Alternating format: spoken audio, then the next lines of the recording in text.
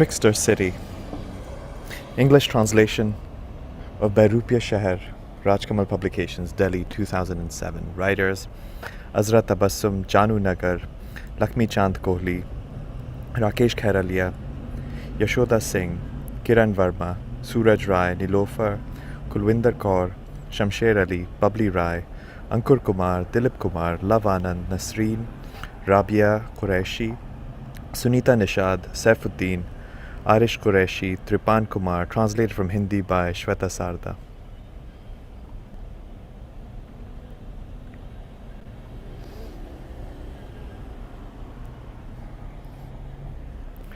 A Welcome to Those Who Come by Janu Nagar. One waits for every person who might come. The one who will arrive is not only a guest, he's also a friend. On another day, this friend may take on the role of a host.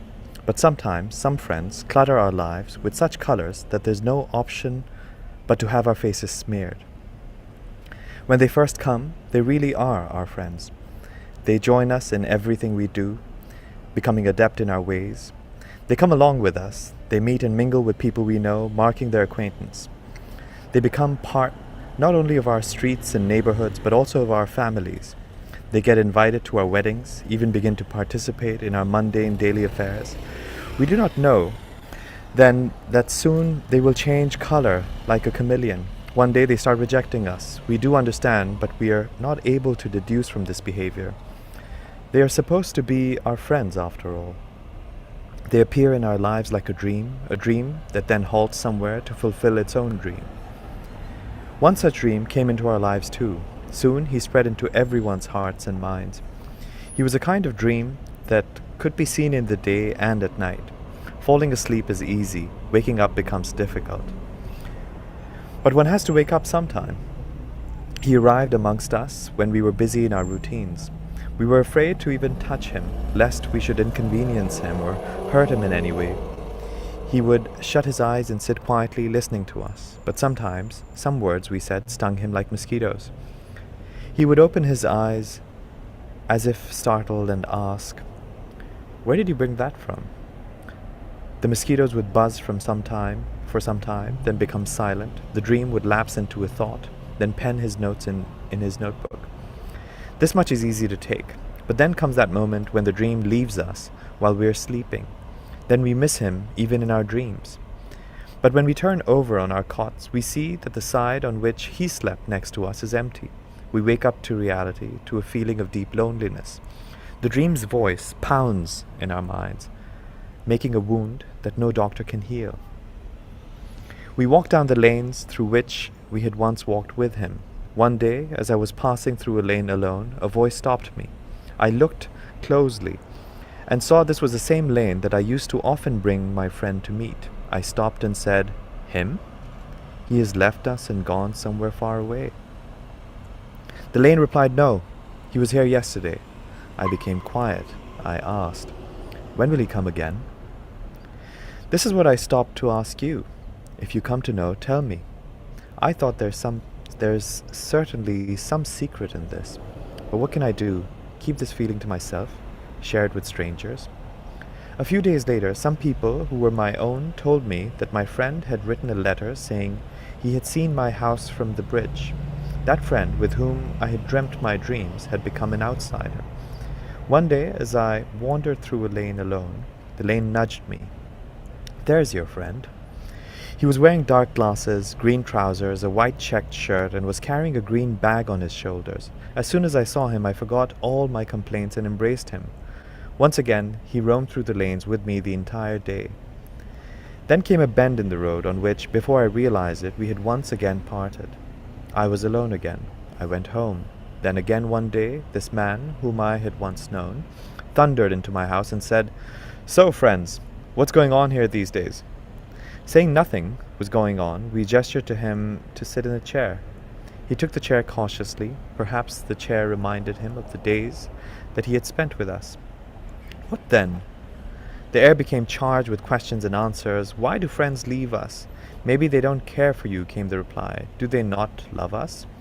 "Maybe your friend wanted something out of you," came the reply. "But why did he reject us this way? Why did he laugh us away in his letter?" Maybe he wanted to leave his mark in the world, came the reply. Does he really think he can climb high without a ladder? No, he must have wanted to show his splendor to the world, came the reply. How are we to recognize his splendor? This is for you to think. You have to discern if he is diamond or gold. A pigeon has brought this letter to you. It's not possible for you to ask it questions, but it is possible for you to try and guess to whom this letter, without a name, without an address, has been written.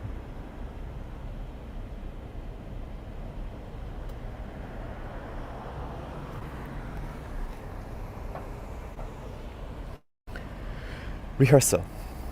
Rakesh Kairalia. Yes, Minister, tell us, does prosperity abound among my subjects? The two stood together, working very hard on this line. Sunny had tried many times to rote learn the line, but he would falter the moment he tried to repeat it before everyone else. The young man in the long brown shirt, a book in his hands, read to him the verse yet again. He had acted out Sunny's role for him a number of times already. It was about 8:30 in the evening. In a corner of the park, hanging from a bamboo pole, a bulb glowed. A few young men sat in a circle on rolled-out bamboo mats. Crickets could be heard chirping in the bushes. The boys appeared fuzzy in the soft glow of the bulb. The man holding the book gestured with his eyes to Sunny. Let's try again. Yes, Minister, tell us. Once again he stopped. Come on, yaar. What are you doing? His voice was pained. Don't hesitate, relax, just say it. Raise your hands and ask the question. Come on, let's try again. Yes, Minister, tell us. Does pro... By now, chewing his nails, the man with the book said, Yaar, otherwise you're such a smart mouth. Today you can't manage a straight, simple sentence. What's going to become of your wife and kids? One of the young men sitting nearby perked up. Don't worry about his wife and kids, he said. I'll take care of them. Everyone broke into laughter. Arey yaar, Ballu, why are you teasing him? Can't you be quiet and watch? The stern voice of the man with the book silenced everyone. They looked at him quietly. Ignore him, Sunny said. He's a talker. You tell me my line again. Yes, Minister, tell us, does prosperity abound among my subjects? The minister, who was standing by, said, Yes, my lord. Prosperity and subjects are both doing well. Dear God, it's not your turn yet, my friend. Let King Dashrath say his line first. Sanjay folded his hands dramatically and said, As you please, my lord. One of the boys, his head lowered, was muttering. The man with the book checked him as he got louder. Yes, Bhai Sunil, what's cooking? Sunil stood up agitated. He looked around, a little lost, and said, I'm memorizing my dialogues. Then he sat down, now quiet. Yes, Minister, tell us, does prosperity... Sunny covered his mouth with a hand and started to laugh. The man with the book laughed too and asked, Abey yaar, what happened? Why are you laughing? It's funny to talk in this way. I feel strange even when you say minister. It's weird. Running from one office to the other in the field entire day. When do we get a chance to speak like this? Everyone began to chat about the places they worked. The man with the book said, Okay now, let's have the next person over. Gatekeeper. Satish stood up and said, I know the role. You just prompt me a little. He drank a glass of water. The man with the book reminded him his line, My lord, Shravan Kumar has entered the palace. Satish flailed his arms about and dashed through his line. My lord, Shravan Kumar has entered the... The man with the book stopped him immediately. No, not like this. Don't flap about like that. You have to come and stand properly, fold your hands and speak. Satish said angrily, but he's younger than I am. The man with the book responded, Well, will something happen if you fold your hands before him for a few moments?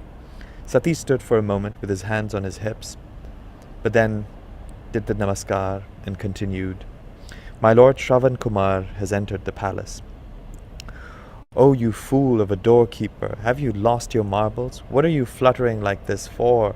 Bend that back of yours a bit. Don't you spend your entire day yes-sirring, no-sirring? The man with the book now summoned Vikram. Vikram was sitting, memorizing Shravan Kumar's dialogue. Everyone turned to him expectantly. Come here, Vikram. Listen. Shravan Kumar enters with the gatekeeper and pays obeisance to the king. Dashrath looks in his direction affectionately and speaks to him. I will now speak Dashrath's dialogue, and you respond. Begin when I gesture you to. He moved towards the bulb with his book, moistened his lips with his tongue, and said, Tell me, Shravan, are your mother and father well? What could possibly be wanting under my lord's rule? But the man with the book stopped him. Have you seen our Bhagwan Das? Noticed how he speaks as if all the worries of the world are upon his shoulders? Think of his face when you speak, and slant your body a little. Your back should not be towards the public. The man with the book now thought of working with a different scene. He explained, after Shravan Kumar's death, Dashrath will give a drink of water to his parents. After that, he will do the scene from Ravana's court.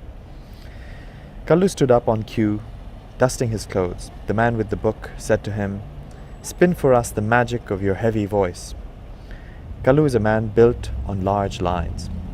The man with the book approached him and began to explain, You have to say, Praise to the Lord Shiva, praise to the Lord Shiva, and create an awe-inspiring presence of yourself as you do so. Kallu began immediately after this, Ha ha ha ha, praise to the Lord Shiva. He jet out his eyeballs like huge pellets. They stare repugnantly hateful. Then suddenly his voice fell. Whoever praises Lord Hari, I will pack him off to Lord Yama's, to hell. The man with the book looked at him and wondered what happened to his brashness. What, yaar? What is this new style of speaking? In the streets you walk around guffawing, frightening young men with your brazen assertions. You just have to be on stage like you are on the street. Something pricked in his ear. He yelled, Who is that? Whose voice is it that I hear? All the boys became alert. Oi, Deepak, what are you doing there? Deepak held a sheet in his hand. He said, I was trying to memorize my song, that's all.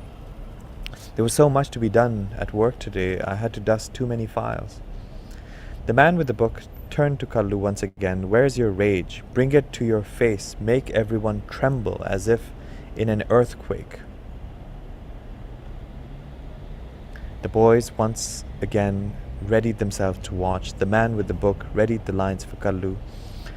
Oh, tell them, all it is I who is God. It is me they must forever now worship. All these rituals, they are futile. They must give up on these tactics of deceit. Kallu got into action, lifting his hands, opening his eyes wide. He spoke in a heavy voice. Oh, tell them, all it is I who is God. It is me they must worship. Everyone burst into loud applause. Kallu's delivery of his dialogues had an impact. He was no less than a villain. Now the man with the book tapped Sunil on his shoulders and said, Shall we begin? Sunil is still studying in school. He replied softly, Yes. Then smiled and got up. Sunil was to play Narad. The man with the book explained the scene and his role in it to him. Narad appears before Janak and circumambulates around him, singing the Jagadish Jagadhar song a couple of times. Do you follow? Then stepping back, he extracted the book from his pocket and began to read. Pray to the Lord of the world always. Come, pray to the betterment of the world always. As soon as Sunil began, his hands raised joyfully, moving from side to side. The man with the book interrupted. Oh, are you singing a hymn? My friend, get into the mood. Sing like the betel leaf seller Sitaram sings full-throatedly in the middle of the marketplace. Sunil became thoughtful, then started singing, and then stopped abruptly. The man with the book looked a bit disturbed. The night had grown dense. Everyone now knew their roles.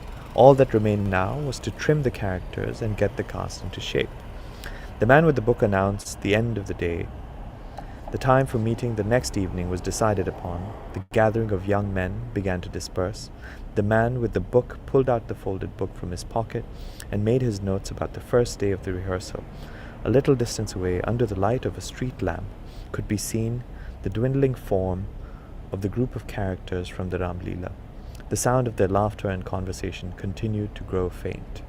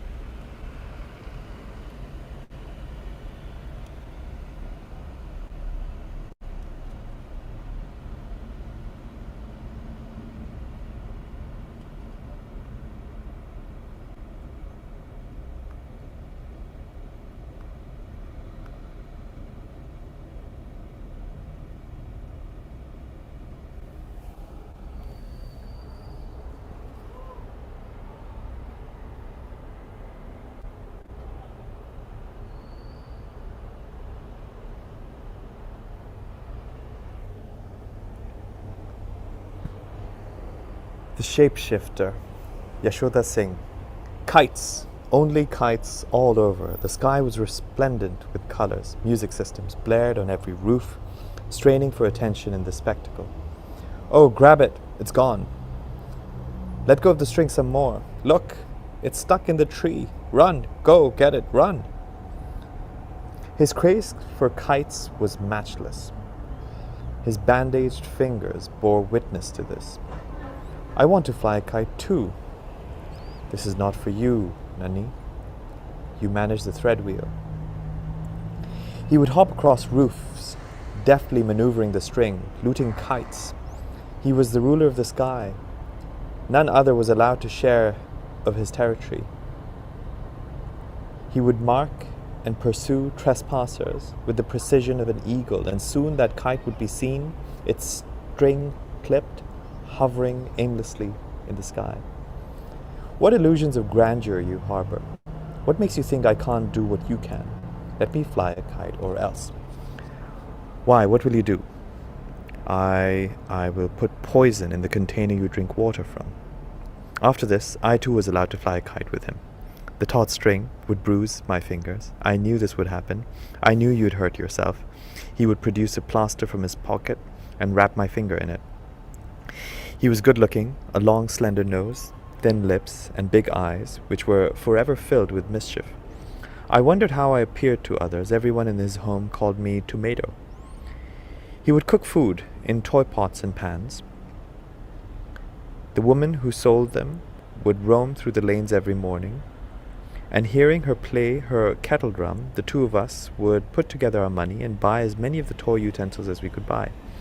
He would, with bed sheets, create small cinema halls in the neighborhood once every week. He would seat me in the carrier of his bicycle and take me to his aunt's house. There was a lemon tree there. I would pluck lemons from it and hide them in his shirt pockets. He would get a beating from his aunt when she nosed out the smell. But he never betrayed it was not his but my doing. He used to go to the Jama Masjid. He would say, "Do as I tell you." I would nod my head. He would tutor me, say, 20 rupees please, and push me in front of any foreigner who happened to be passing by.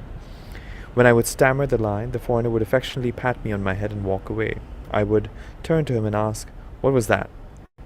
He would gently smile and say, "Silly girl, you've got to learn some English manners." I would run along with him, laughing, trying to keep up with him. We would feed pigeons and sit leisurely near the shared basins by my water reservoir, watching the people perform ablutions. It was time for offering the namaz. He too would join them. Sometimes I would tell him I wanted to offer prayers as well. One must do the wudu before the namaz. Watch me and do as I do. He would wash his hands up to his elbows thrice and rinse his mouth 3 times. Once I dipped my foot right into the basin. Everyone stopped staring at me. He pulled out my foot quickly and, pulling down the leg of my trousers, apologized to everyone. "She doesn't know. She's Hindu, you see." Then leaning towards me, he whispered, "Don't be afraid. I'll handle them all." That night still lives in my memory. He had turned 17. My body too betrayed signs of having crossed the threshold of childhood. It was night. He would have been asleep in his home. Suddenly I heard the sound of many shoes and then fierce knocking at the door of his house. Tall men, dressed in khaki uniform, stormed in. They dragged him out by his collar. Family members were beaten when they tried to come in the way. Tumult in the household radiated into the locality like an alarm. Everyone knew who was being wrenched away. The neighborhood that had otherwise seemed responsive now feigned deep sleep. I wanted to cry aloud. An emptiness crept into my days. People talked in hushed tones. No one once recounted his spirit and how he generously distributed chickpeas and seasonal fruits in the neighborhood every Thursday, the evening before Friday prayers. Whispers sometimes reached my ears. He'll return after his assigned date now. Was there a special day marked in the calendar in his name? He remained under constant scrutiny even in his absence. The company he kept, who he spoke with, what he did, these were all suspect. What has he done? This question tainted everything associated with him, but to me, his face always appeared brimming with innocence. His mother and father's days were spent doing the rounds of Tisazari courts. They got him released within 10 days. I waited for him to come and meet me. Our friendship was no longer innocent in the eyes of the neighborhood. It was 9 o'clock at night. I was sitting on our roof alone. I sensed someone's halting climb up the stairs. He stepped onto the roof and sat down, supporting his back with the boundary wall. I scanned him with my eyes. His skin had turned a shade darker, his collarbone just out sharply from his body. "Are you all right?" He laughed a lusty laugh and said, "Silly girl, I'm perfectly fine." I held back. It wasn't a picnic that he was returning from that I could ask, so tell me, how was it? A silence hung between us. A spider spun a web of nothingness in this cleft. The outside remained unmarked by the trembling within. As he folded his legs, a moan escaped his mouth. I lifted the leg of his trousers up till his ankles. They were swollen and red. My hands froze. The roofs morphed into flattened fields. That clay oven, the thread wheel lying on the tarpaulin sheet, the kites soaring in the sky, those makeshift cinema halls, the bicycle in the courtyard. Today everything was burdened with a question mark. Wherever I turned, the ground receded away. He too was filled with fear, but he had more control over his emotions. A letter had dried under a harsh sun after being drenched in the heavy downpour. It was impossible to read the words on it anymore. I could do nothing for his pain today. He took a deep breath and said, "Nanhi, do you know, ordinary people are of no value in this world. The world bows before the one who wields power, whether it be the power of a uniform or the power of a knife."